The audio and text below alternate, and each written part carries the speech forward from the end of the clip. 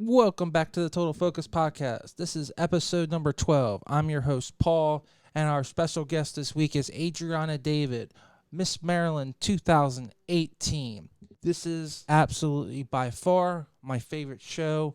We recorded this over 2 months ago, and I'm so excited to finally let you guys all hear this. We had a great interview. I've known Adrianna for over 2 years, and she's an incredible person, and you need to know her too. So stay tuned. Welcome to the show, Adrianna. Hi, Paul. Thanks for having me. Not a problem. It's always it's always great to have one of my best friends on the show. I'm so glad to be here. So not only that you are Miss Maryland currently, but we want to really focus on all of the things that actually allowed you to become the person you are and who you're going to become on in the future. So why don't we start to give people insight, because everyone knows the woman now, you've double title winner, all these accolades, but let's start from the beginning. So as a child, are you like pursuing acting, or like as a 5-year-old, 6-year-old, or are you doing, I know you did cheerleading, so how early did you get into cheerleading? So how did that start? Sure. So I grew up going to Catholic parochial school. So I went K through 12. I went to Catholic school. And throughout my parochial school at St. Peter's, I did a lot of musical theater and I sang church choir. So that's sort of where I started my pursuit of the arts. I would say that was then foreshadowed by competitive cheerleading. I started competitive cheerleading in elementary school. Specifically, I would say my first official comp cheer team was in 4th grade, I think, but I had done it in younger grades before that, but that was when I got really serious about it. And that was, first I started at USA Eagles, which doesn't exist anymore. Then now, what is competitive cheerleading? Because some people don't know. So is that stunting where you get thrown up in the air? So or the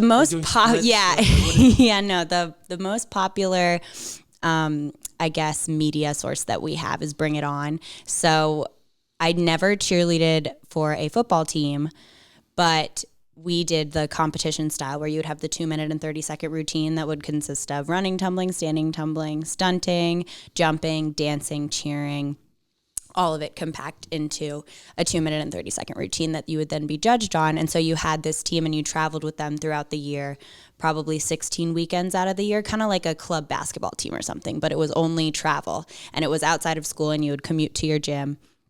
So that's competitive cheerleading. Sometimes it's on ESPN too.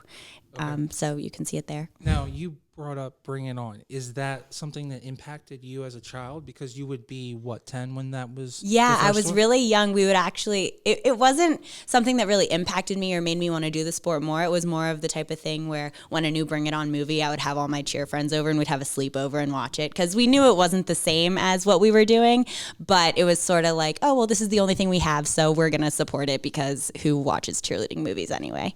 So basically, it truly was impacting, even though it was a little cheesy. Yeah, even though it was a little cheesy and even though it was like corny storyline, what have you, we still really loved it because it kind of did show light when nobody really knew that cheerleading was a sport, and it sort of showed a little bit of that. So we liked having something that we could then be like, oh, well, have you ever seen Bring It On? You know that part at the end of the movie when they do the competition? That's what we do.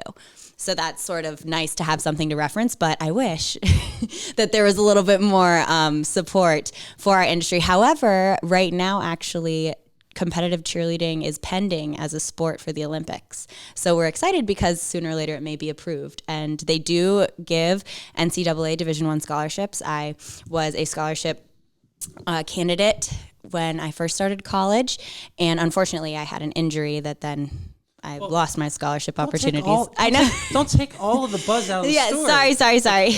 Okay. So back to entertainment, right? No. I love, I want to give you an opportunity to talk, because clearly when you said that, it was like, oh, so that movie like was impactful in your young adolescence. Yeah, when I was younger, for sure. But is this all part of the Twisters organization that you? No. So I started at a team called USA Eagles, which doesn't exist, and then they merged into USA All-Stars. No, Ultimate Spirit Athletics. It went First, I started at USA Eagles, and then that gym actually merged into a gym called Ultimate Spirit Athletics. Then I went to Dream All Stars in Gaithersburg, and then I started commuting because I had reached level 5. And my mom always told me if I got to go to level 5, I could be on one of the better teams that were like known for world championships and everything. And little did she know I'd actually make it to level 5. I don't think she ever thought I did, but I was determined. I loved cheerleading so much. So, and I hope everyone is listening to this gets the opportunity to meet and get to know Adrianna. She gets to top level 5 in every category. So for her mom to doubt her is very surprising. Yeah, well, this was when I was younger, like in elementary school, middle school. So I think maybe she thought one day I'd get there, but I don't think she thought as soon as it happened. So then I started commuting to Dulles, Virginia, and Manassas, Virginia, to a team called All-Star Legacy, and then I finally ended my career with the Maryland Twisters F5. I was on that team for 2 years. I won the World Championships in 2011 and the silver in 2012, and that was by far my dream to end on F5. We were large, all-girl. They had World Championships in the past, and it was, once I made it there, I was also actually selected as American Cheerleader Magazine's Cheerleader of the Year in 2011 for the month of April, May, and then I was internationally voted after that, after we had won World's Cheerleader of the Year. So that was pretty cool too. That was my old claim to fame. So did they rub you like as a lucky charm? No, they didn't actually. You're saying the 2 years you go to F5 and then they win like Worlds twice. No. They had won Worlds before that too. They had won in 2005 before. Like they win it 2 years in a row. We got top. We had a really great team. I cannot take credit at all for the athleticism on the team. I know, but I was a teammate. That was a really valuable lesson I learned throughout of all competitive cheerleading was the value of being on a team and working together to achieve your goals. So for someone that wants to get into pageants or acting, is cheerleading, do you think that's the avenue? So, no, it does not have to be cheerleading at all. I just I wasn't the most athletic all-around student or child when I was younger. I definitely tried basketball, I tried soccer, I tried all the other things, just didn't work for me. So once I found cheerleading, I loved it and I stuck to it, really because it was the only thing that I had such a passion for. But actually, my first modeling gig was for a cheerleading uniform company. So I would say it did provide me with the opportunity to pursue on camera. But back then, I didn't even know, I had planned, cheerleading was my foundation. That was everything I knew. That was what I thought. I thought I was going to be a gym owner one day. I thought I may want to work for a competition company or for NCA or just be a recruiter or choreographer. I actually started choreographing back once I had my injury. I did choreography for a couple of years primarily as a freelancer and with Twisted Choreography. But I am not really doing choreography as much anymore because I have other things I'm doing. But when I was growing up, my pursuit of the entertainment industry was never at the forefront. It was always cheerleading. But then when I had my injury in college, I hadn't really decided what I wanted to major on. And since I had done the modeling for cheerleading in high school years, mom, didn't want to just send her daughter on a photo shoot with a random stranger. So she pursued a manager for me. So I've been signed with Linda Townsend Management since I was about 15, I think. So for a while, I'm almost 25 now for some scope. But that was when I sort of started. You keep on jumping ahead. Pursuing it. So you're in college. Okay. I've graduated college. But no. Oh no, in the timeline. Right, okay. Yeah. So, Adrianna, I know this is not your first podcast. Sorry, I forgot. Sorry, people. She's just really excited. I am really excited. So, out of high school, two recognized Cheerleader of the Year magazine covers, right? Yeah, so I was... Yeah, and then 2 national titles, or 1 national title and 1 second. Yes. Okay.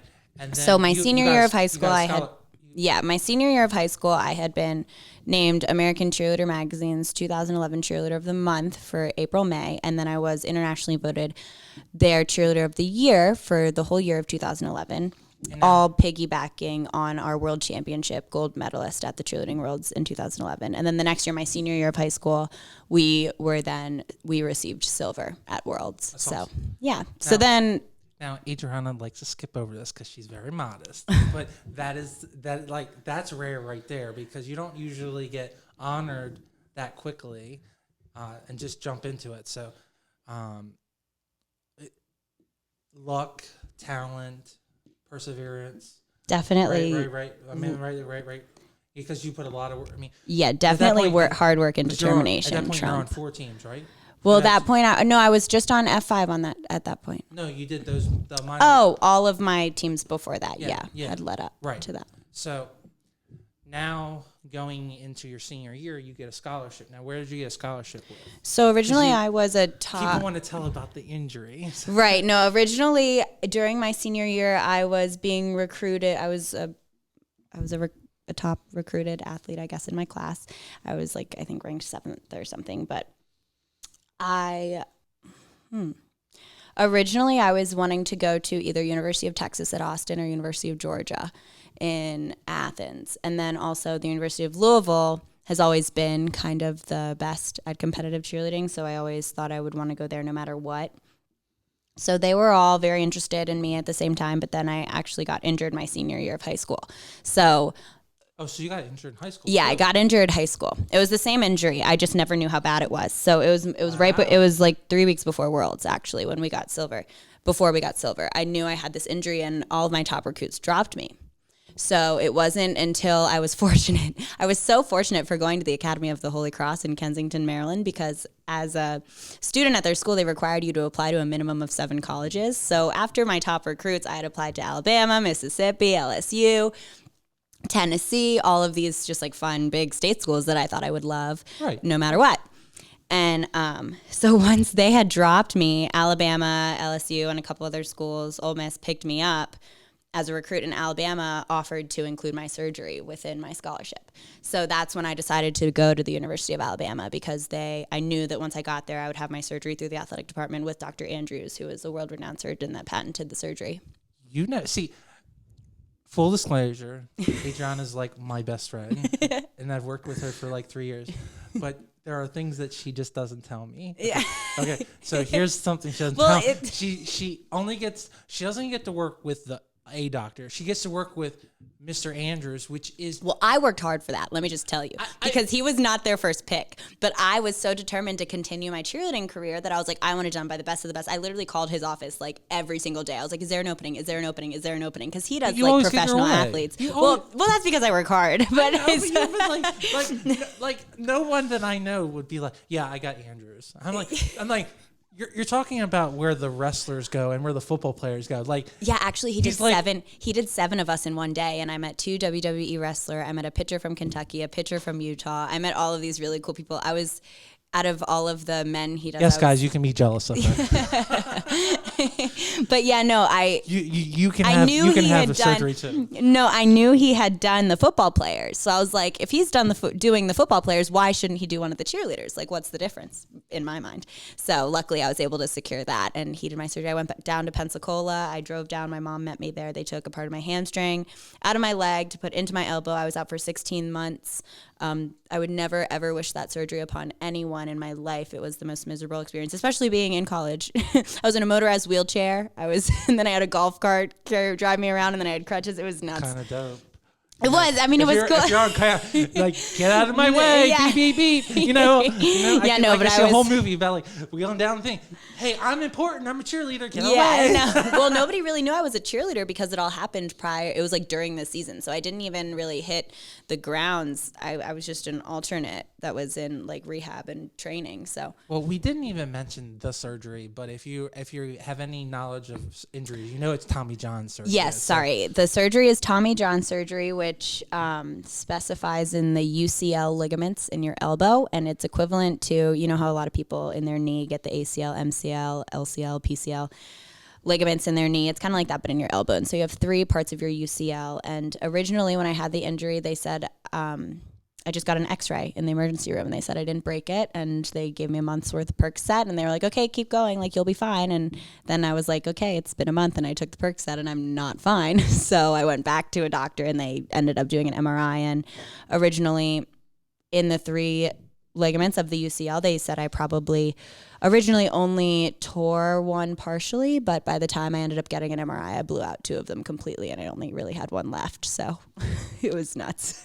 That's why they had to take a part of my hamstring out of my leg to put it into my elbow to replace all the blown out ligament. And FYI, guys, this is not a typical injury that cheerleaders get. This is an injury that pitchers get when they're in their 40s. Right. Okay, that's why it's named after Tommy John. Yes. He said that out of all the women he's done so many people. As I told you, he did 7 of us in one day. I was number 3, so I was happy I was in the beginning portion. But out of all the women he's done, he said it's most common that it's either a fluke accident or they're a gymnast or cheerleader.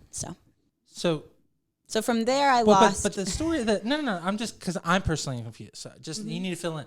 So you injured in high school, but did you have Tommy John surgery twice or once? No, just the one time. I waited that whole time. So that was when. So did you never dance on the field then? Correct. Oh my God. Yeah, I never got to hit. Yeah, I know. It was sad. To get a scholarship or college and have the college experience, but never. It was kind of crazy because I never got to actually do what I went there to do. And I know how competitive you are. Mm-hmm. And luckily, I joined a sorority. Okay. I was an Alpha Chi Omega. Does that eat you up? Oh, yeah. I would say that was one of the hardest times in my life. Absolutely. I went through a huge bout of depression back then.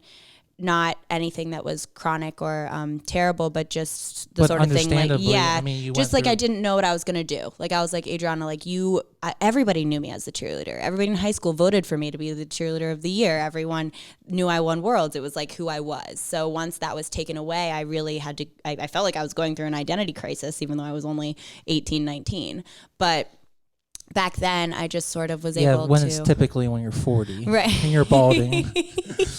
Yeah, but I really was like, what the heck am I going to do? And I really felt that God took my body away from me, and I almost held a grudge against him for that. But if he hadn't have, just slapped me over the head and said, Adrianna, this isn't what you're supposed to do for the rest of your life. You have a bigger plan. Then I would never be where I am today. That's really important because faith is a major role in your personal life. Yeah. So how do you juggle that aspect and then also the expectations outside the real world, like as a cheerleader, as a pageant title holder? How does that coincide? Yeah, no, I would not be who I am today everybody wouldn't be without the way they were raised and their parents. And I was very fortunate to have a diverse upbringing culturally as well as spiritually. I grew up going to Catholic school and church, like I had mentioned, but my dad was a Southern Baptist. So we would go to Baptist church on Sunday. So I always knew that it was all the same God. It just was interpreted by different ways by different people. So I was lucky to kind of have that understanding because it allowed me to sort of be more flexible in my daily decisions because I knew that well, I mean, Catholics don't disagree with me now, but I know that I'm a Catholic and we're a pain in the ass. So. No, you're fine. No, we are a pain in the ass. Well, you can't say that if I'm going to be on this thing. So say another. You're a pain in the booty. Okay, pain in the booty. But I think as Christians, I think we all kind of understand that there is a higher power. I think I think if we want to break it down, there is a higher power. And I would hope that you would believe that because you're on this world, and you live a life. It'd be sad that there's nothing. Yeah, nothing afterwards. So I think growing up, I was just always if I had a cheerleading competition, I knew I wouldn't go to hell if I missed church on Sunday because I was still living the life that I thought Jesus would approve of. And I was making decisions based on my moral accountability.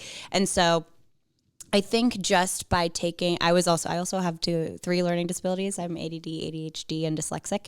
So I was very impulsive also growing up. So just making sure something I've instilled is just taking time before I make any decisions, not doing anything too quick on my feet, really evaluating whether or not it will benefit me going forward or if it will only give people a reason to not think I'm the same woman that I have been in the past. And that's really honestly just treating people the way I would want to be treated and not bearing judgment on anyone just because, analogy or metaphor or whatever you want to call it that I like to think about is that God sees all sins equally. No sin is greater than any other sin. So if I say a curse word and someone else does something god-awful terrible, if God still sees us as the same person and those sins are equal, then my sins are no better than anybody else's sins. So why do I have to bear judgment on them? The only job I have to do is be nice and kind to people. And that's what I try to do and live by. I just wanted to take 1 second from this great interview and talk about our sponsor of the week, MidAtlantic Video and Photography Productions. No matter if you're planning a wedding, a special event, or you just need an amazing headshot, they are the team to get the job done. You can reach out to them at 443-422-3830. Again, that's 443-422-3830. Or you can go right to their website at mavpp.com. Now let's get right back to the show and listen to this great interview. Or simple do on to others that you would have done to you. Right. Yeah, exactly. So I don't know where we are in this story. So I lost my full ride. So I'm really good at this. So you only go to the best surgeon in the entire country. You meet professional wrestlers, jealous. Yeah. Professional baseball players and football players, double jealous. Yeah, I love it. She does her little laugh.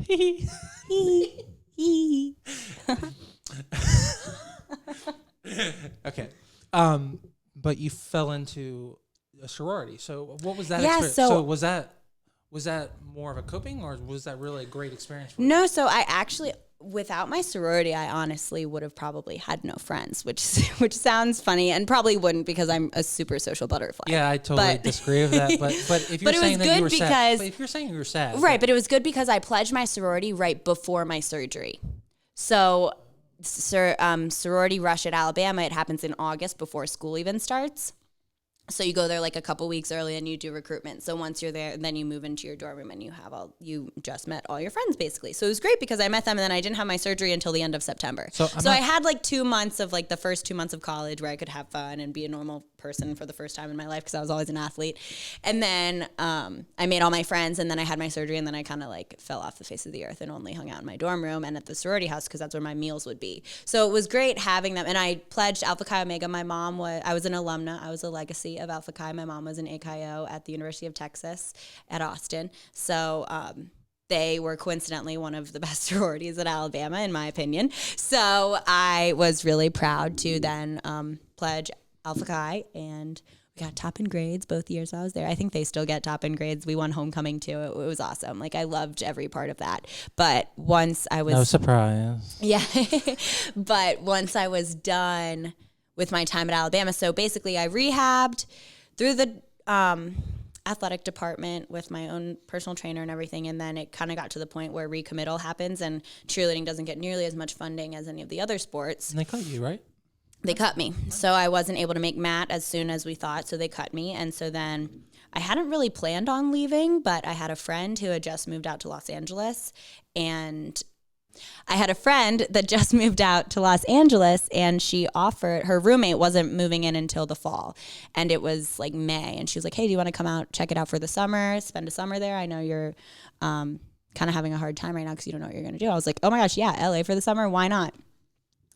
Mind you, at this point, I'm losing my scholarship, and I'm like, Mom, what do you think of me actually pursuing the entertainment industry? We should call Linda, my manager. And so we called Linda and we were like, hey, what do you think? I was like, I know that you've said in the past that you think I have talent or raw talent or whatever she would tell me. What do you think about me actually pursuing this industry? And she was like, oh my gosh, Adrianna, we've been waiting for the day you were going to say this. I'm not happy that you're not a cheerleader anymore, but I'm so happy that you've come to me. Yep. So basically from there, she instilled support, and I was grateful for that. So I went out to LA and I tried to stay there. I was a little bit rebellious. I wanted to stay in California and transfer there. Okay. But where were you staying? There's got to be a good story, because I can't imagine Adrianna staying in a slum. Oh, no. It was, I mean, her apartment was, we were staying at the Palazzo in the Miracle Mile area of downtown Los Angeles. Okay. So it was right by the LACMA Museum and the tar pits and the Grove. And it was really, really beautiful. I was in no way slumming it. I was very fortunate for my stay there. Yeah. But so basically I'd done 2 years of college and my parents were like, hey, we support you pursuing the entertainment industry, but you already did 2 years of college. Why would you give that up? And I was like, okay, you're right, fine. So that's where I was saying I was a little bit rebellious because I kind of stayed in LA for like 9 months when I probably should have only stayed for the summer. But I was trying to transfer to a school there, but they wouldn't take all my credits from Alabama. So I was like, I don't want those to go to waste. So that's when I ended up coming back. And I enrolled in Montgomery College, in Montgomery County Community College, and I did online and part-time. And that's when I started commuting up to New York City for acting because I was still being a little bit rebellious. And then I finally transferred to University of Maryland. Well, clearly that's California's loss because if they would have been more compliant, I know. You could have been Miss California. You know. Well, no, I'd rather be Miss Maryland because I'm from here. So I mean, being Miss California would be cool, whatever. But she has a huge state to travel. I like Maryland. I can get anywhere and I can meet my whole community. It's awesome. Okay. Come on, Paul. Wouldn't you rather me be Miss Maryland than Miss California? Well, yeah. Okay, see. We agree. I'm just saying, that would have been a cool too. Mm-hmm. Because they definitely would have been. There's no way they would have denied you. So. Oh well, who knows? That's a crazy state. And so that's when Pageants came into play because when I moved back from California and when I started, but you did a lot in New York too. I did a lot in New York. I did 2 summers in New York before I even transferred. Let's not jump because basically there's like 2 years in play there that you kind of that you didn't go to school and you pursued acting and modeling, right? Because that's actually how I finally reached out to you in that middle of that flux.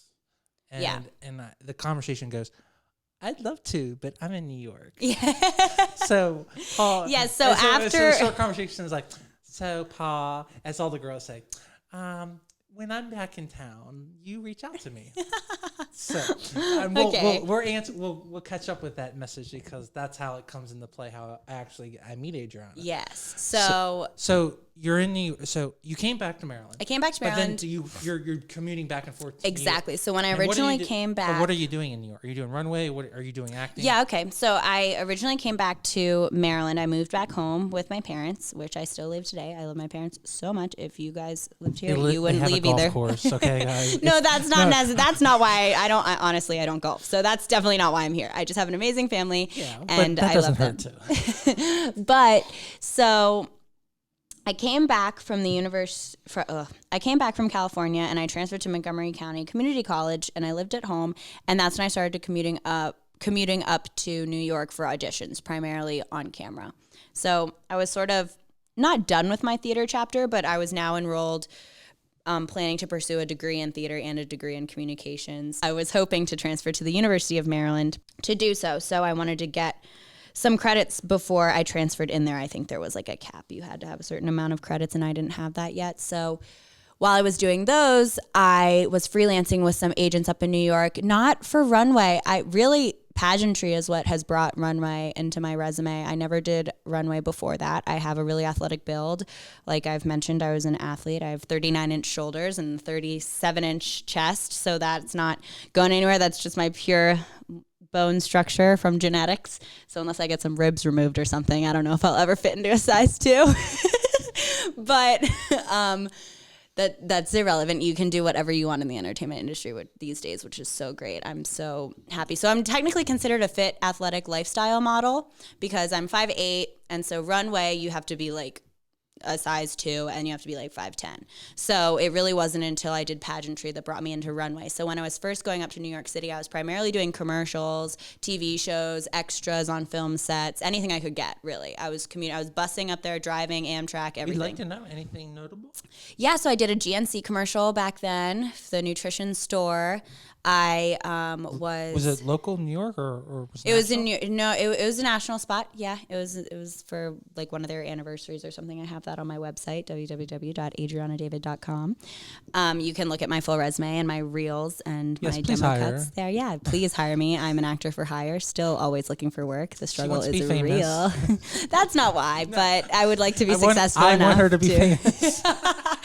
That would be cool, but no, I would only want the fame if it brought the fortune for the charities that we support.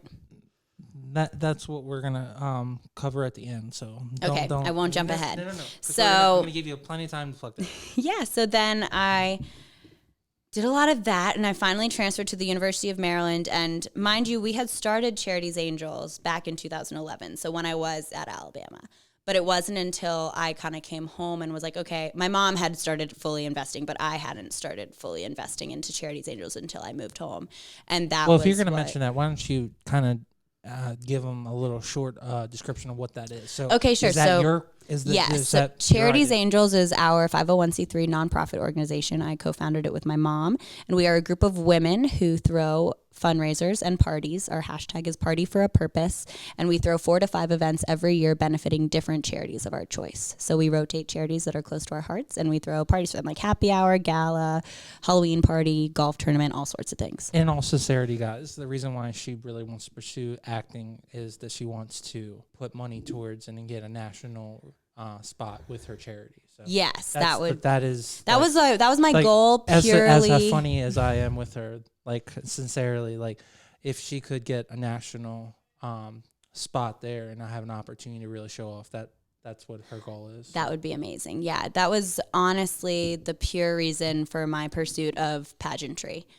I had heard that the networking and the platform experience was great exposure for if you had a cause that you wanted to support. And so I literally Googled pageants. People had recommended it to me in the past, like in middle school and stuff, but I was like, no, I'm a cheerleader. I'm like, no, thanks. Now, is this the point that you're still traveling back and forth to New York? Yes. That 2-year period? Yes. So you've Googled a pageant, but there's also a pageant guy that reached out, a pageant coach that reached out to you as well? No, I just Googled it. And then when I got... You did 3 pageants. You did this princess pageant first. No, you didn't do princess pageant. Mm-mm. No. So I Googled pageants and I submitted for Miss Maryland USA. And so you do a phone interview for Miss Maryland USA, and after the phone interview, I had passed the phone interview, so they send you a packet in the mail of the program book from last year, so you can get like kind of situated with what you're going to do, I guess. And so I didn't have any experience. I didn't want to tell anybody. I was so nervous. I was like, I don't want anybody to see me do bad, so I'm not going to tell anybody. So the only people that came were my family and Charities Angels, which was fun. But I ended up going in sort of blind. I did one session with Michelle Holmes, who is the sponsored preparation coordinator, Prepare to Win with Michelle Holmes. And I just kind of went on and winged it. I winged it, and I was second runner-up. And so I was I was surprised. Well, no, I was very surprised. But that all being said, everything I talked about was Charities Angels. That was the only reason. I mean, I wanted to further my own personal success as well, but for Charities Angels' sake. But that just shows that you're 100% the most genuine person. Well, thank you. But that's how you win them over. The interviews, everyone who's listening, whoever's listening to this, you know that the interview is everything. And if you don't win them over in the interview and you don't be sincere, you ain't gonna make the top whatever in the category pageant. So you can't deny that. I mean, I always say that the reason I have been so successful is because I knew what I was there for, and that was not for just myself. It was for Charities Angels and specifically organizations we support, specifically the Kidney Project, who is developing a bioartificial kidney to replace dialysis and save millions of lives, like my cousin's Juliana. So that was why I was there, so we could get this kidney on the market. And then afterwards, when I got second runner-up, I was like, oh, I don't know if I want to go back. I don't really know if this is for me. I actually then went through a breakup, and I was like, nope, you know what? I'm going back. I'm going to win Miss Maryland, and I'm going to devote my entire year to it. So 2015, 2016, you're up to New York and back. Mm-hmm. In that process, you get second, which is really third. Or was it second runner-up, or was it? It was second runner-up, so third place. Third. Yeah. Okay. All right. So second runner. So then, and that was when I did the Princess America pageant. In between then. Okay, so someone reached out to me because they saw me in the audience. They're like, "Hey, we saw you're second runner up. Do you want to do this?" They advertised it as a practice pageant. I don't know if they still anymore, but the Princess America pageant. So then I ended up being Princess America's Maryland Miss 2016. Okay. So I did hold a small title, and I competed at their nationals that July in Orlando. And honestly, if I hadn't done that, I probably wouldn't have been so successful going on to Miss Maryland USA the next year, because it really kept me on my schedule, really, like working out, staying consistent, continuing interview prep, really figuring out what the pageant world was like. So is it you, or just do you believe in the philosophy schedule is everything? That staying on is like, I that think, you, or do you think that's good philosophy for everyone? I definitely have always worked. I've always been successful when I stuck to my schedule. It's always funny because I start to slack or I start to not care when I don't write things down. So for me personally, I think especially with my learning disabilities too, just to something to keep me on track and to remind me, these are the things coming up. This is what I'm doing. I would write down everything I ate that day just to make sure I was really, I'm a journaler and I'm a visual learner. So I knew that worked for me. And so your journal's that detailed? Oh, yeah. That's something I you know. Oh, yeah. As much as I know. Oh yeah, so and I keep all of them on a shelf, so you could like go back and I could tell you like what I ate on like Thursday, June 23rd. Is this a future book that I get read? No. Yes, those journals also have major secrets. Okay, but like in 30 years? Yeah, I mean, maybe if they're solicited and, you know, so Paul, parts are taken out of. 2055, please tell me that we have an autographed copy of this. Because I'm Oh my gosh, that's so funny. Yes, please feature Adrianna, please. Maybe. I'll think about it. Okay. Hey, you know, because they're like my day planners. It's not like a journal, and like when a you're diary. famous, it's a day people want to planner. know that weird stuff. You know? Yeah, I guess. But yeah, no, I wrote down everything I ate. This was training for USA because it was very much health focused. And so I would write down everything I ate. I would write down how many times I went to the bathroom. I would write down how, like, the driving times. I would like to know how much I spent in the car because being a title holder, you can write off your gas. So if I counted my mileage, it's something you would always take track of. So yeah, no, I definitely write everything down. I'm not as a stickler on it right now because I don't have to be. But back then when I have a goal and I'm trying to achieve it, I definitely am on it. So third at Miss USA 2016, then the gentleman at Princess. Yes, America. Ken Kinney is his name. He reached out to me from Princess America. I was his Maryland Miss 2016. I competed in his nationals, Princess America Nationals in Orlando in July of 2016. So do you contribute? It sounded like you did contribute. I do not. I am happy I did that because if I hadn't, I don't think I would have stayed consistent in the gym and in interview practice. And getting on stage is always good because it was my first time on stage walking in a gown. So I got to do that again and have the practice. So I definitely would say it helped me. At the time, I felt like I was spending a lot of money, but it ended up benefiting me, I think, much more than I had thought in the moment. So then I went that fall to Miss Maryland USA. So you're not equating it like a professional baseball player playing in the minor leagues and having 30 home runs and then coming up and then like being a 50 home run hitter, because to me it sounds like that's what it is. Like you had that minor league title, you had that experience, you went to nationals. If I were to attribute my success to anything, it would be Prepare to Win by Michelle Holmes. I was also simultaneously working with her as an active coach. I think just getting on a stage was good for me because my feet, I just dipped my feet in the pool. So just getting them a little more wet was nice being at those two pageants. But if I were to tell you any reason why I then won Miss Maryland USA, I think it was because my packaging and my preparedness with Michelle Holmes, for sure. She's like top of the line, can help you package yourself and present yourself so well, especially public speaking wise for your interview. I think that is what sealed the deal for me the next year at Miss Maryland USA, which I took home then that fall, and I was Miss Maryland USA 2017. Again, Miss Maryland. Oh yeah, now I'm Miss Maryland again. Yeah. But, you just take all the steam out of the story. No, okay? sorry. They know that already. We said that. This is where I get to. I get to make you feel good, and then you get the. So that year was great.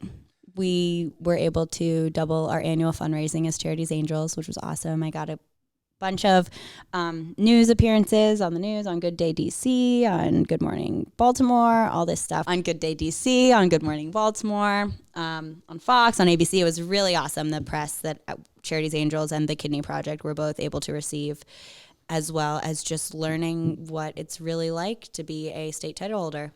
And I was at the University of Maryland. So I took off a semester because of the title. It was a job, and I wanted to make it a job. The organizations are a little bit different. Miss Maryland USA is not as time demanding or contract demanding if you don't want it to be, but I wanted to dedicate my full year to furthering Charities Angels and the Kidney Project, so I did. So I did take a semester off of school, which then prolonged my graduation a little bit more, but it was worth it at the time.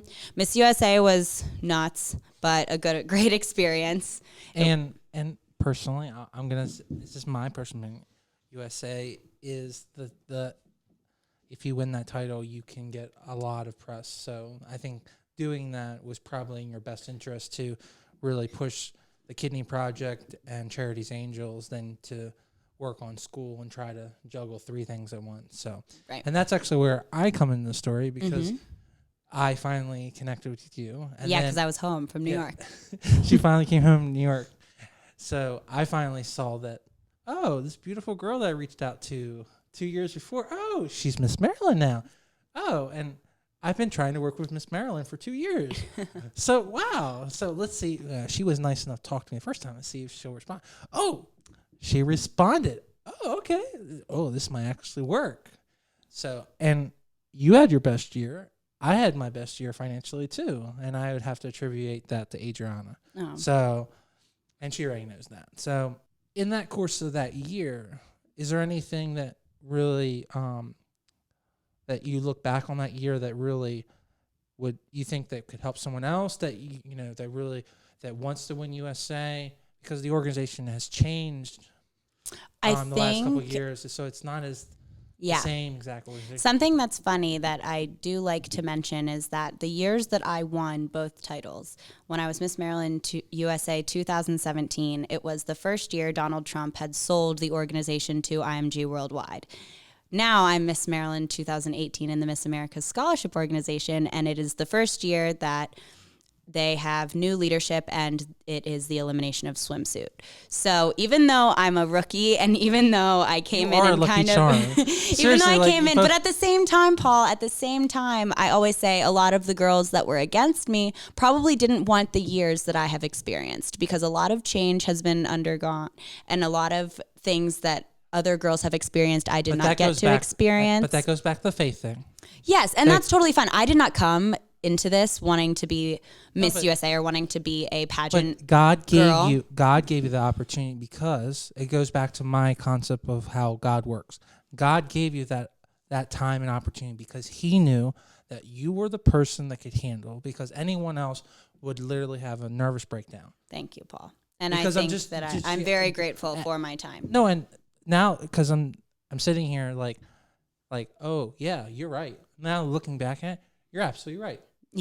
I'm like, so, I cannot think of another person that would have been able to just put her heels down, relax, and deal with it, because I think anyone else would have probably had a nervous breakdown.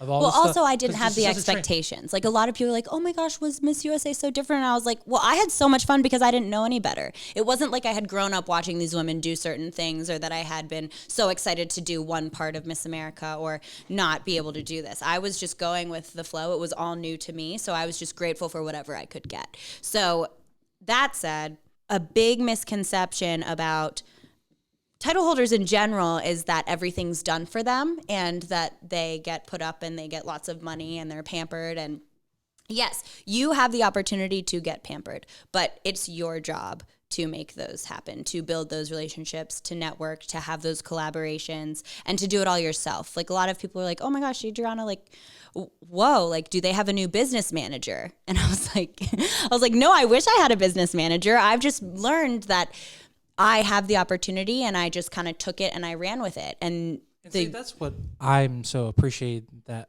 of the relationship that we have, because you truly understand that you need to build those relationships. And sometimes it's really hard with other groups of girls that they just don't understand that it's in your best interest to cultivate those relationships, not just for you, but like, you are only Miss Maryland for a year. This is a legacy. You are not Miss Maryland. Right. Miss Maryland is this mythical like being, and you just get that blessed upon you for that. Yeah, that just 12, for your those 12 months. Yeah. And then you pass it on. And you need and it's any title, but you need to cultivate that and do good for the next person, because you don't want to leave the next girl with no sponsors because you treat them terrible. And you don't want to do the opposite. You don't want to give them too many sponsors too, or have so much, you want to give them a great opportunity to win, and have the best people. You don't want to have like a million photographers. You want to have the best photographer, the best makeup artist, and not leave them with anything. So that's the one thing that I've just known, that is you hone on the opportunity, you find the best person, the best people, and you build that net group, and then you give it off to the next group, which is what you're supposed to do. Yeah, exactly. And one other thing I will say, if you're going to compete for a title, it's not about what you are going to do when you become Miss Maryland. It's about what you are already doing, and you need to be Miss Maryland so bad that what you're already doing is then going to flourish with the title, because you can then use the title to do whatever you want to do.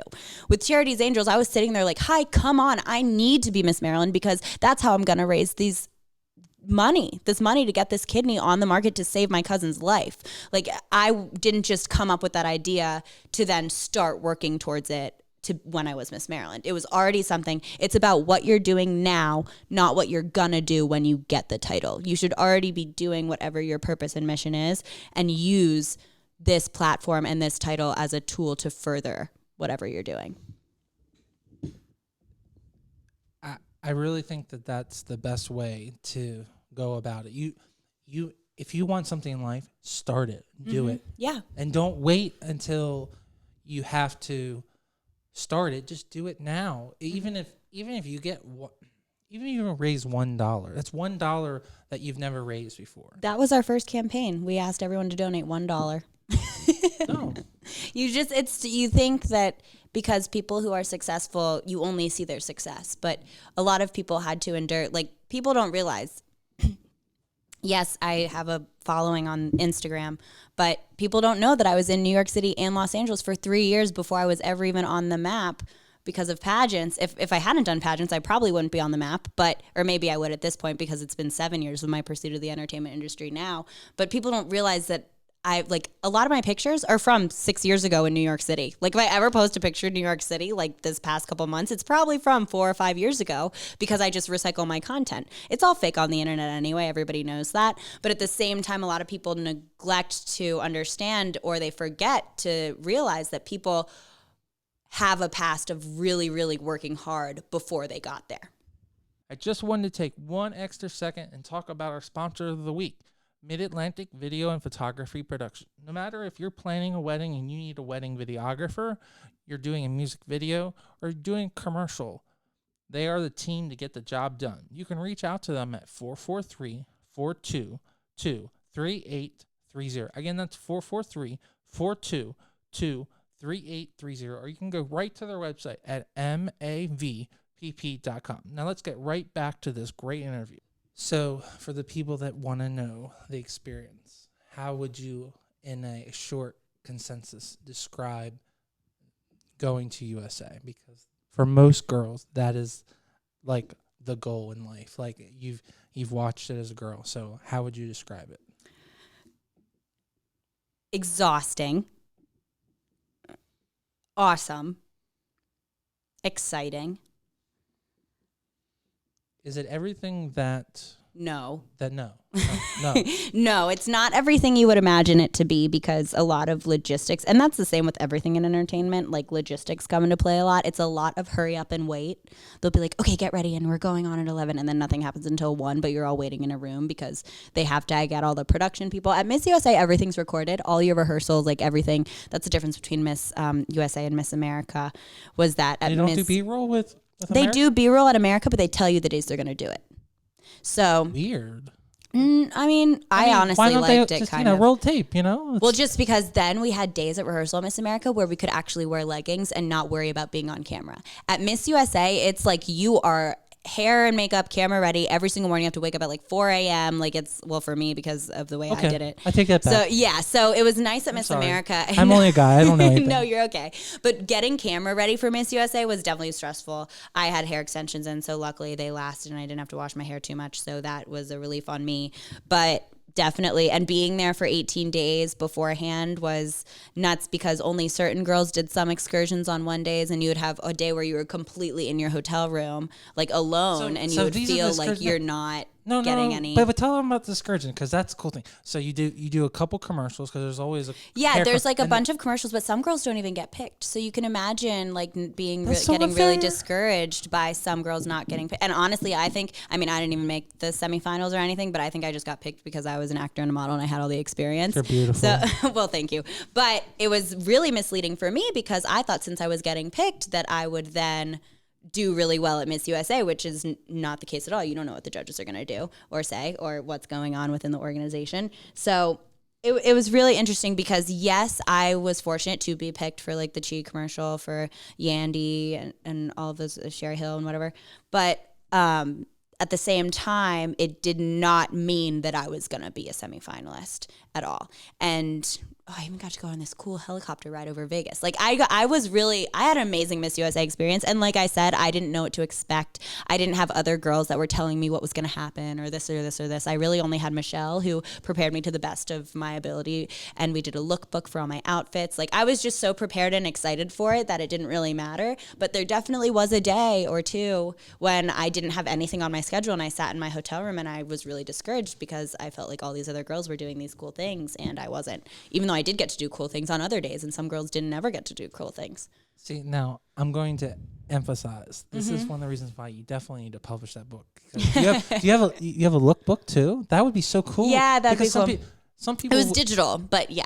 Okay, so I'm sure there's... So because that was the other thing, you don't have a schedule. So Michelle and I put together a lookbook where we had so many outfits so that no matter what, I would have something. And so we'd be like, okay, what do you have to do? You'd get your schedule in the morning from your chaperone. And they'd be like, okay, you're going to this, this, and this. And then I'd be like, okay, rehearsal outfit. And I would text Michelle and we'd look at my like pictures of my lookbook. And she'd be like, okay, wear that, and that. And so it was really easy to then be able to coordinate what I was going to wear because we'd planned it out so well. For people that like Walt Disney World, they have those travel guides. For yeah. people that love pageants, that would be so awesome. Yes, Prepare to Win with Michelle Holmes at Prepare to Win on Instagram.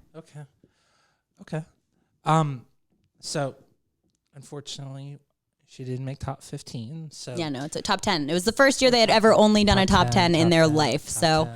That was also unfortunate. Now, okay, I love my friend so much because she's the only one that I know that can celebrate the best way. She literally gets the biggest chocolate chip cookie in the world. Oh, that was so fun. Okay, with a big, and she makes sure she dicks it with a nice high selfie, and we're literally in the stands crying our eyes out. I'm crying my eyes out because I've gone to USA 0. This is my first time. I'm going to USA to support Adrianna, and I'm crying. Aww. Okay, and her mom is like distraught, and literally she's posting on in the back where she's having massive amount of cookies, and I'm like, I want a cookie too. Yeah, no, afterwards at backstage they had this huge buffet of like cookies and food, and I went straight for the cookies. I got my glass of milk, I took my selfie. It ended up not going viral, but in my community everybody saw this cookie photo and they were like, we knew you were fine when we saw that cookie in your mouth and that selfie. I was like, I was fine the whole time. I was really fortunate for the entire experience.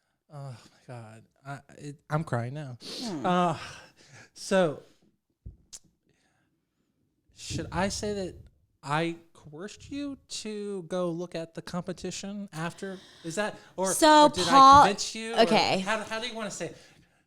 Okay, so then you really didn't know came home, I did some more fundraising for Charities Angels, and then I gave up the title, and then I had one more year left at the University of Maryland.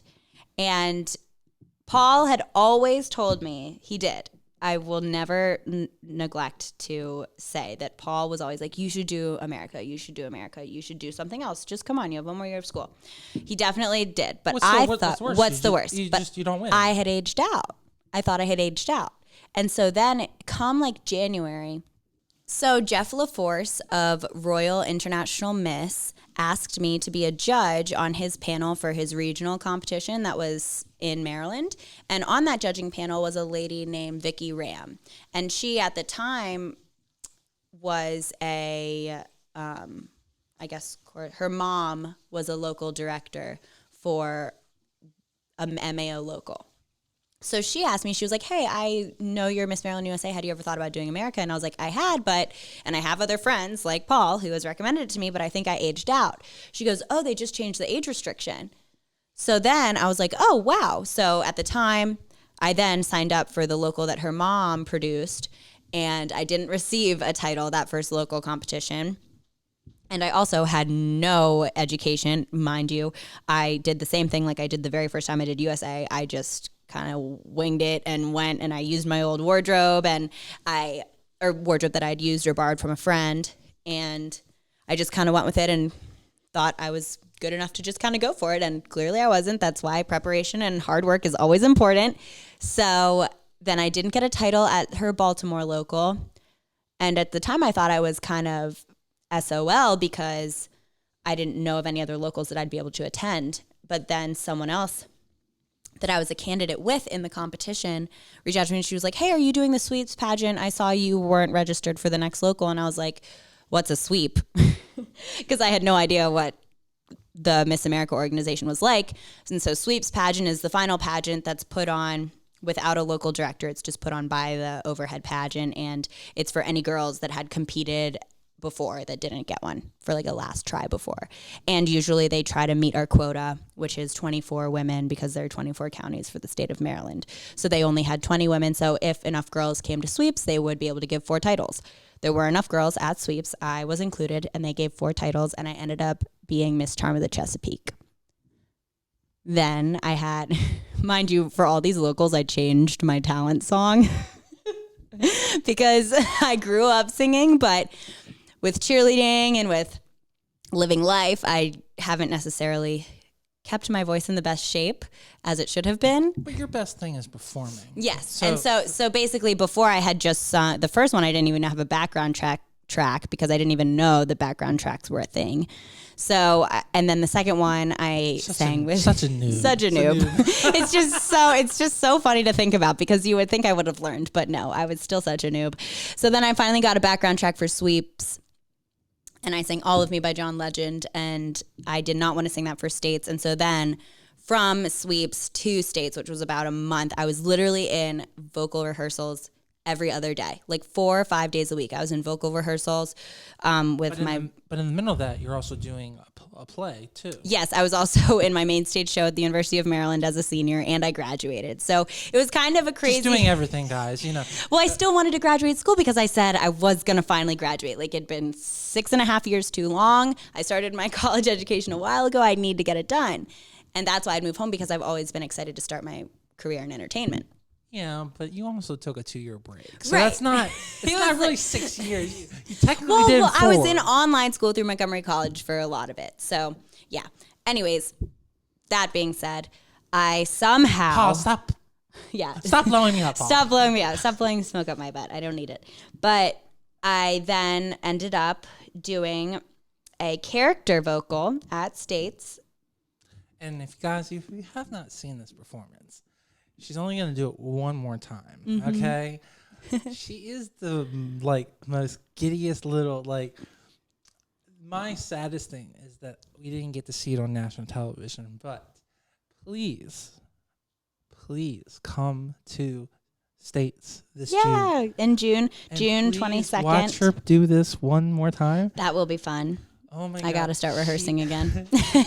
She does this awesome character play. It's from the musical It's a Bird, It's a Plane, It's Superman, and the song is You've Got Possibilities. And in the original production, there is a woman who's singing to Clark Kent, Superman, trying to boost up his confidence, saying you've got possibilities. But what I did is I sort of took it in an introspective look, and I basically am a quirky girl looking at a vanity mirror of herself, and I'm telling myself that you've got possibilities, even no matter what you want to do, you can do it. So it's a cool transformation. The ironic thing is that Adrianna is not that. So to see her come out, okay, and she act like she's shy, and then she just literally standing on the chair and standing on the table. It's just so good. It was so good. Thank you, Paul. I end up. Her name's Esther. Esther is totally engraved in me for the rest of my life. Esther's a great person. She's a great character. I love her. Hopefully she'll come out for Halloween. Yeah, that'd be fun. That would be very fun. So we're now at States. Yes. So You have somehow. you have your talent, and we literally rocked the house. I'll say that. I think we had the entire back row. Yeah, we had. Well, so the difference also between USA and America is that America has preliminary nights. So they have 4 separate preliminary nights of competition, which I was not used to. And the drive was a little ways away from Rockville, Maryland, where I'm from. So really everyone who came to support came on that final night for me. And I was very fortunate that all of them came and that it ended up being positive because it was a long drive home too. And it was a long night after that. Yes. Yes. I remember when they announced your name. Now, this is how good of a friend I am, okay, or crazy I am. I actually went out and volunteered to make what they call photo cards with sticks. So I have 8x10 photos that I glued onto paint sticks, and I gave out 40 of them. So the entire group of 40 people have them. When they say your name, mine's waving so fast that it rips off and flips into the crowd. Oh my gosh! I don't even know where I don't even know where the photo went because I screamed so loud like a girl. Like that is so funny. and I literally it physically vibrated off the paint stick. Oh my gosh! So I looked up. And all I have is the paint stick. All I have in my hand is the paint stick, and it's shaking up. And I'm like, oh my god! That was so funny. But yeah, so I was really fortunate. So of course she's a savant. So not only is she a double title holder, she's the only person to win both Miss USA and Miss America in back-to-back years, and she's only one of 3 people to win both titles. But she also has 3 titles with Miss Maryland. But most important thing, she has USA and America back to back, which is something that no one else has done. And she's in a group of 3 people that have only done that. So kudos to you. Congratulations. Thank you, Paul. So Thank you. I know she gets very not blush about it, but so anything to talk about how this year went, and because unfortunately again you had another. Yes, the elimination of swimsuit. So it was kind of cool that I was the last class of Miss America candidates to compete in swimsuit. We kind of went out with a bang. That was cool. I really enjoyed the amount of press that we got at Miss America because of all of the scandal, because then I could just talk about the Kidney Project and Charities Angels that much more because we were being asked every single day. So, I would just kind of do the little spin thing where yeah, the competition's great, but I'm trying to raise money for this bioartificial kidney to replace dialysis and save millions of lives like my cousin's Juliana. Please go to charitiesangels.org/donate to help us out. So for me, I saw the positive and maybe a negative for some women because there were a lot of women that were absolutely sort of not entirely stuck because we had each other to talk to about it, but were very much not experiencing the most positivity they could be. So I tried to stay positive and look at the positives that were happening through this change, one being the publicity and the press.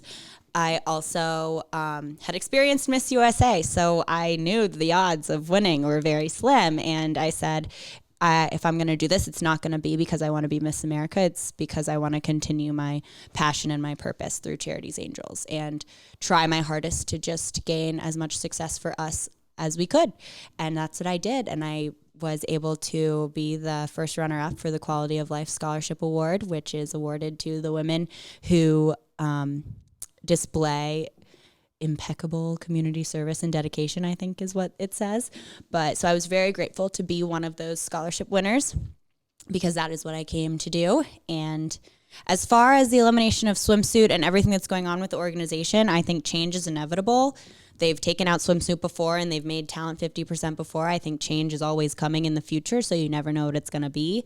Again, I think anyone, and I think the judges knew this too at Miss Maryland, that with the changes coming, because they knew they had gained new leadership. I think out of the candidates at Miss Maryland last year, I was the most suitable to take on the job because I had experienced nationals. I was not worried about the stress of competing with 50 other women, and I had been on national television before, and those are things that... You were the right candidate at the right time. Thank you. Yes, I agree. Just plus, this year's probably going to be way better anyways because they've probably figured out what they're doing so far. But just laying out, just but laying out all the things that you just described, there wasn't another person that was going to be able to take that stress, because again, you had another stressful year. And you had to really... And honestly, Paul, you had to take I those think I adversities. should have... When you Google pageants, USA pops up first because they're for profit. A lot of people don't realize that USA is for profit and America is a scholarship and a nonprofit organization. And I think that... So they just don't have as much... Yeah, they don't have as much advertising. So honestly, from the beginning, I probably should have done the Miss America organization because it was more platform oriented with the social impact initiative. But you may not have won because you... Yeah, who knows? But that's what I'm just saying. Like, a lot of... I was there because I aligned with the purpose of the organization, and I believe in the organization. And I don't think anything that happened to me should ever happen to anyone else, especially within my year this year. But I believe in the message of the organization, and I believe in the women that participate. But again, I'll go with the same philosophy I had. God said that you could handle it, and that you were the best person. So just like we described USA, for people that have always dreamed to be Miss America, how was that experience? How could you describe in a couple words that someone they're thinking about? Because the cool thing about Miss America is that the age group is smaller. At Miss USA, you have women from age 18 all the way to 28. So that's 10 years of like gaps, and girls are in very different parts of their lives. Like, some girls just graduated high school and they're going to Miss USA. Some girls have had a career for 7 years and they're at Miss USA. So there was a little bit more of an age gap. And then also in USA, not everybody had platforms and not everybody was in college at the same time. So at Miss America, it was really cool being in a group of women that was 18 to 25. So the age group was so much smaller, and all of us were college aged, pursuing our education to some form. And also, all of us have our social impact initiative and our platforms that we've been fostering through our time. Do you personally like that demographic? I like both of them because also USA was much more entertainment geared, and I was pursuing entertainment at the same time. So it was cool to have all the press and media there, as well as it was really cool to have more of a community-driven side with the America side. That's why I just say it's not that I like one better than the other. They're just really different. And so it was cool experiencing Miss America, where it felt more like a sorority of like all the girls that were your age. And seemingly, I think in the past, it seems that the Miss America girls may be closer than USA girls as a whole, not like, because everybody comes out with their group of 4 or 5 girlfriends. Like, everybody has their little mini group. But I think Miss America, since we're all around the same age as a whole, like the 50 of us, I think are more inclined to get together rather than the 50 of my USA friends. But at the same time, I'm kind of a social butterfly and I'm a floater, so I make friends with anyone anyway, so I didn't really have a problem. But at Miss America, it definitely...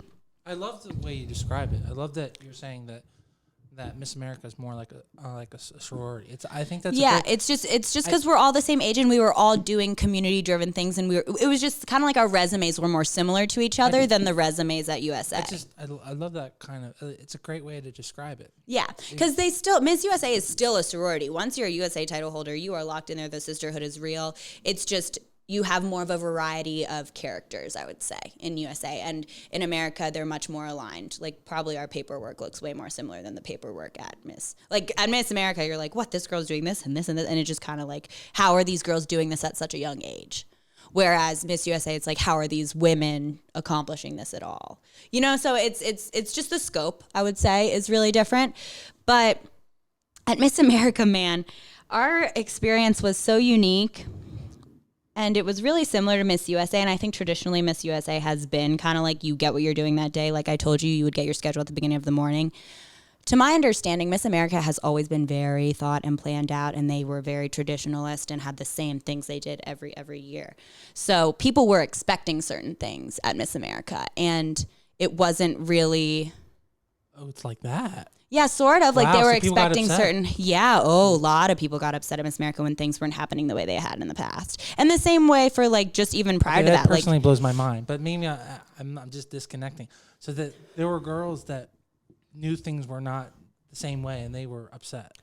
Yeah. Wow. Yeah, definitely. I mean, and I understand some of the women in my class had competed 8 or 7 years. Like, I think... my Miss Wisconsin competed for Miss Wisconsin like 7 times. So these women were really excited when they got there. And I totally understand just So they building up to this job, and it's not the same as it used to be even just a couple months ago. And I don't want to get, like, I don't want to get in trouble or get, but like, and I don't want to speak for them, but it sounds like that they felt like their whole experience got stolen away from them. Sort of, yeah. A lot of women did feel that way, which was really sad. Yeah. But at the same time, I think our group of women was so unique, and we bonded even more over the trials that we were going through. And luckily, I had the USA experience to sort of educate my Miss America sisters in what life is like afterwards. Like, the depression is real, like PTSD, people, like, you are diagnosed with things like that. Like, you focus your entire life around one thing for so long, 7 years, like that's, and then it all disappearing or it not being what you ever thought it was. It's really traumatizing for some people. And that may sound dramatic, but for experience, it's a personal experience. And I'm just trying to give you all a little bit of a glimpse of how some other people felt. I was fortunate to be there, and I was happy that I could be there for some of the other women, because I had experienced sadness after not winning Miss USA. Because if you're not telling yourself you're going to be Miss USA, you're probably never going to be Miss USA. So everyone going into this is telling themselves they're going to be Miss America and that this is their time, because you have to train that way for such a big competition. It's like going to the Super Bowl. I personally felt so bad for Adrianna at USA. No, because she told me. See, the one thing you'll notice as you get to know, if you ever get the privilege, and I will say privilege, of getting to know her, is that she'll tell you stories. So you have to keep your eyes and ears shut and listen. She told me a story that while she was getting her hair done at USA, they were already telling her, so this is what we're going to do at Universe. And to me, like, saying it, that's so devastating, because, like, they already assume that you're going to win. And, like, that's how I'm thinking too. But, like, you actually had to go through it. And, like, that's just so, I mean, that's hard. Like, the reality of the situation is that's just hard. making, So it's hard. And that's where I agree. The PT, it's not, you work really hard, and then when something doesn't go your way, it's very it's upsetting. Mm-hmm. Yeah, it's sad, and it's just all of your hard work is then just sort of like disintegrated, because once you don't place at Miss USA or Miss America, and then you only have, well, for USA you have much shorter of a time. I only had 4 months, I think, but luckily for Miss America you have a lot longer afterwards. But for Miss USA, then it's crazy, because you're literally like a celebrity for a year, and then you go back to being an absolute nobody, because when you put on that crown and sash, it then gives you importance visibly to other people. But people don't recognize, people don't recognize me without the sash on, because why would they? I'm still just a normal person. But that's why I said you are a caretaker, and that the title lives on, and that you need to take you need to take care of it, right? And you need to do your best to cultivate your sponsors and be a good host for that title that year, and then pass it on. So, and honestly, leaving, like, my thing, like, and leaving a good legacy, leaving a legacy for sure. Like, I've made sure very much to have such a visible platform by using social media, because no matter what, I want people to know that I was serving my community, and I want it to be documented for other people to see what you can be doing with your year as Miss Maryland. Well, I think I did that for the last 2 years. Yes, Paul is, please hire him. He is so amazing. I could not ask for a better person. Not only photography, but bodyguard, chauffeur. Very grateful. Crown purse carrier. I wish she's so bad about letting people drive her car, but yeah, Flo is my girl. That's my car's name. She's a Toyota FJ Cruiser, all blue. Her name's Flo. I named her before the Progressive commercial came out, y'all. I'm old. Okay, I did not steal it from that commercial. But so I want to compact. So if someone, because I want to give you an opportunity to talk, as long as you want, because I want to give you plenty of time to talk about Charities Angels. but for anyone who wants to be a pageant contestant or as a cheerleader, do you have any words of wisdom after being cheerleader of the year, being on a national title winner, having 3 Miss Maryland titles, being on national television twice, like all these experiences living in LA, like what? I personally see you as a savant, so sometimes it's hard for people that are really, really talented to give really good advice. But what would you think that for someone apart from, like I said before, in terms of pageantry, have your purpose, plan, passion already active in your life before you pursue those titles or be in the start of it. I had Charities Angels. I knew I wanted to get this artificial kidney on the market. So I needed to raise $20 million and I didn't have another avenue. And I told that to the judges head on. I was like, hi, I'm here to save the world, to save millions of people. 12 people die a day waiting for a kidney.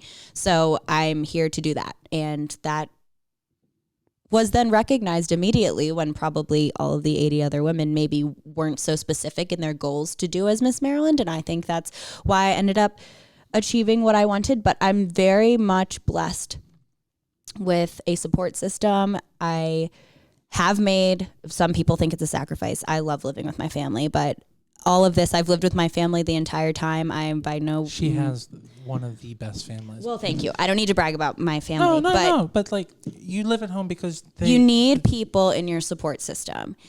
And by that, I mean select people. People are always surprised when I say that I don't necessarily have a lot of friends or that I don't hang out with a lot of friends. And it's not that I don't have a lot of friends. It's that I have become so tunnel vision focused on what I want to do that I don't really have time to invest on having a lot of free time and friendship time. I'm working, and if I'm not working, I'm on the computer fixing my website. If I'm not doing that, I'm making a website for Charities Angels. If I'm not doing that, I'm submitting online to castings. I'm calling my manager. I'm calling sponsors. I'm setting up collaborations. I'm doing free work. A lot of people think that I get paid for a lot of stuff. I've been working for free for the past 3 years. I have like no savings anymore. But like the reality of the situation is it's all fake it till you make it. And if you can learn to present yourself in a positive light and know your brand and know who you want to be as a person and not let anybody get in the way of that and have your people that are close by. For me, it's my family and a very select few other people. That's how I keep going. And that's how I stay so focused, because I do get distracted very easily. I get distracted by just wanting to go outside like everybody does. But just having those people to keep you accountable. And I've sort of started on this trajectory where I would be giving up if I went back now. But I definitely am one of the people that have sacrificed friendship and downtime and everyday things that maybe a 24-year-old would be doing. College. I went to my college experience was Alabama for basically that one semester when I wasn't on painkillers. But, I definitely have done things a little unconventionally. And that's why I've gotten to where I am, because I was so focused. A lot of people don't know, I was busing up to New York City. I didn't book an audition in New York City until my 32nd bus ride. And each bus ride's $30. So like, how much money is that? So a lot of people, like, the grind is so real. And a lot of people don't realize the amount. I was so fortunate. I was working and I'm paying for myself. And then my parents have supported me. But just if you can find those close people to support you in whatever you do and to just not let other people get in the way of that. And that's where I had to let go of friendships, because people didn't really understand what I was doing. And they think I'm a changed person. And then it's always funny when I run into people and they're like, oh, whoa, like you aren't wearing any makeup. And I'm like, yeah, I'm still Adrianna, like right here, like totally the same. But it's just really because I've decided that I want this journey. You're putting your money in your future and not in your present. Right. So and that's hard for some people, because most people live in the now and not in the future. Exactly. But the most successful people in the world live in the future and not in the now. I hope so. It's still, you can still take I've been so fortunate to now, I just did a collaboration with a bus tour company in Europe, and I got to visit my sisters abroad, and I got to go to 5 countries in 10 days on a bus, but I went alone. And a lot of people wouldn't do that alone. And I kind of made it happen I knew my parents gave me the flights to go for my graduation gift from college. And I was like, okay, I'm going to go to Europe. This is probably the only time I get to go. How can I make it the best possible way? So I literally just started shooting emails and DMing companies for buses. And I was like, hey, would you want to set up a collab? It can be so simple as just offering free advertising to someone else to make something happen for yourself. So are they doing a commercial with you? No, so I created content for them while I was there on their trip. Awesome. So with that, I was then able to go to 5 other countries that I didn't plan on going. And so really just thinking outside the box. Outside the box and putting yourself out there and fake it till you make it all the way, not in any negative way. Don't lie to people or scam people. But if you have good intentions and you know what you want and you have those tunnel vision goggles on, I believe you can do it. And that's what I've been doing so far. Fake it till you make it. Yeah. Collaboration. Mm-hmm. Live in the tomorrow, not the now. And the now, though. Both. Okay. And find strong allies. Yes, and accountability. And okay. Positivity, love, and light. And for me, it's God. It can be whatever God you want it to be, but just surround yourself with encouragement. I have sticky notes all over my mirror. Some of them say I'm going to be Miss USA still, and obviously I'm not. But, just tell you better never take those down. There's no dream too small and no dream too big. So make them huge. I love the sticky note idea. I think that's something that you should, because if you go I even have a sticky note that says make more friends. Like it's so funny. Like even remind yourself the smallest things. Like you can do whatever you want to do. And I always say there's not enough time in the day and that there are only 24 hours a day, but I don't really sleep. So we'll all just sleep when we're dead. But you are what you make of yourself and you can do it. All right. So now that we've explained why you need to get outside and go outside your bubble, I'm going to give Adrianna the whole reason why I had her here is to talk about her charity. So, let me preface this by, this is truly her life's goal, and it will probably be what she focuses on her entire life. She truly lives and breathes helping other people. And I think that it's important that people understand that Adrianna is Charities Angels. It's not the other way around. It is the one and the same.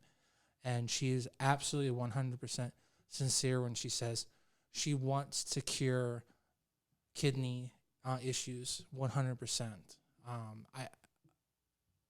I truly hope that with the effort that she puts in, that it actually is achievable and actually happens. So with that said, please tell them all about your charity. I want every single person to go to Charities Angels. Is it .com or .org? .org. And I want you to please donate at least $1, or I want you to reach out to Adrianna and ask her how you can help her, please. Thank you, Paul. Go. Yeah, so Charities Angels is our 501c3 nonprofit organization. We are a group of women committed to fundraising for causes that are close to our hearts. My mom and I are the co-founders, and we wanted to come up with something that we could do that wouldn't be too crazy or out of the box. So we came up with Party for a Purpose. That's our hashtag. And we started just by incorporating some sort of small charge at like our annual Halloween party that we were already having. But now we've turned that into our annual Sinners and Saints fundraiser every year, and that one benefits the Kidney Project, which is my platform and social impact initiative as Miss Maryland. And the Kidney Project is a national research project at the University of California, San Francisco. In their bioengineering and therapeutic sciences department, they are developing a bioartificial kidney that will function as a normal kidney and will be implanted inside of your abdomen, and it will replace dialysis and save the millions of people that die every day waiting for a kidney. My cousin, Juliana Casey, was diagnosed with lupus, the autoimmune disease, when she was younger, and it attacked her kidneys. In 2010, she had a transplant, but her body rejected it because of the lupus, and now she is ineligible to receive another transplant, not only because of the lupus, but she probably would not survive another surgery. So 1 year of dialysis is equivalent to running. No, 1 year of dialysis takes off 3 to 5 years of your life. And somehow she's been on dialysis for 14 years. So she is a living miracle. And sweetest little girl. She's so not little. She's 27, but she looks so little because she's so fragile. But yes. She's so fragile. She's the cutest thing in the world. Mm-hmm. And so the average person only lives 3 to 5 years on dialysis, but she's been on dialysis for 13 years, which is crazy. So she's living in like this 80-year-old body at this point. And the quality of life of these people on dialysis is absolutely crazy.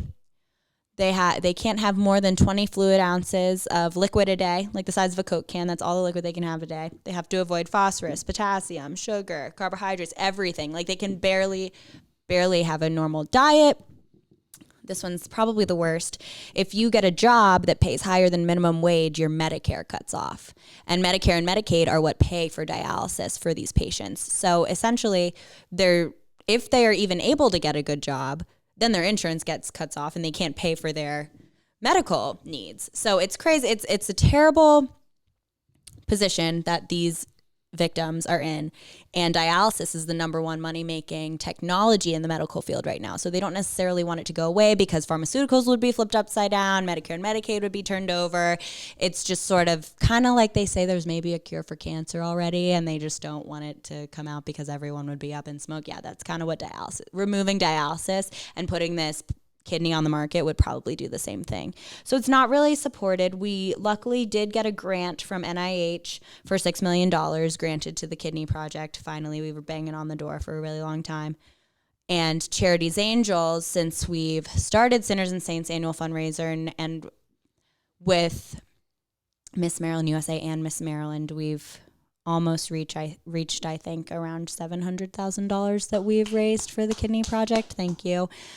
We are proud to be one of their top donors and sponsors, but that is just so small compared to the need of this device and the needs of many other local charities and causes that we support. Foundation of Fight, HABC. We have Play for Eloise coming up on May 31st in Rockville, Maryland. Please follow Charities Angels and on Facebook and on Instagram for more information about that.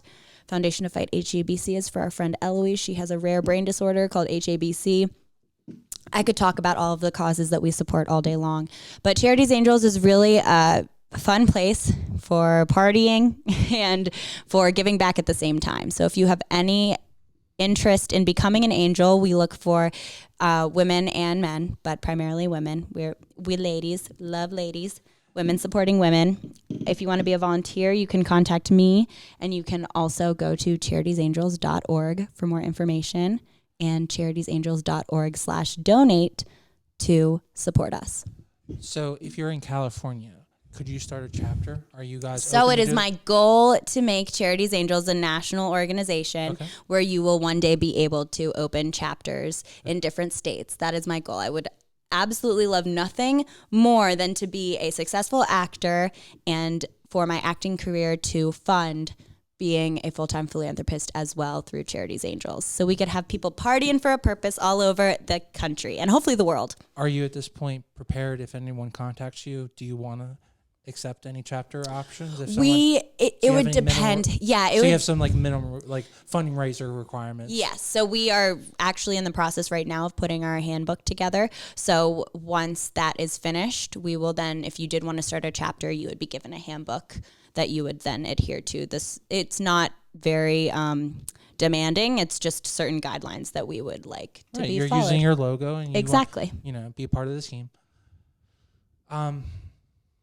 It has been a pleasure. Thank you, Paul. I know this has gone long, but it has been a pleasure to be your friend for the last almost 3 years. Two technically, but 3.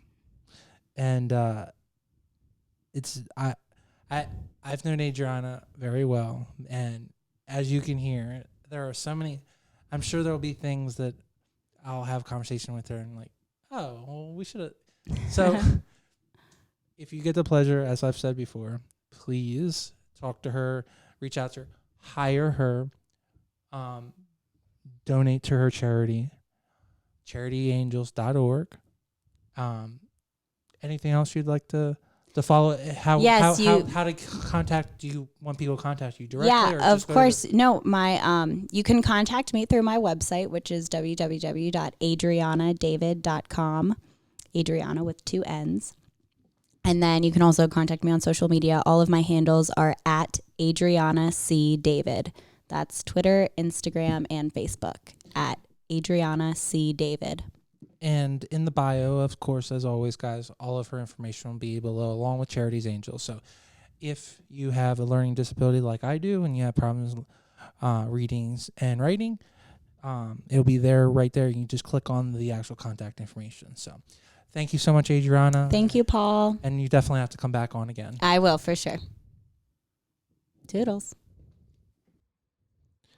Thank you, Adrianna, for being on the show. Absolutely incredible. Thank you so much for letting me work with you for the last 2.5 years. I know you're going on to bigger and better things, and we are totally rooting for you. And if you didn't know that, then I just gave you the inside scoop. Might as well get on the bandwagon and start rooting for Adrianna now, because she's going to be the big star that everybody wants to know. Remember, this show drops every Thursday, so please subscribe on iTunes, subscribe on YouTube, and give us a like or a dislike and tell us how we're doing. Remember, follow us on Thursdays and download the show. See you guys next week.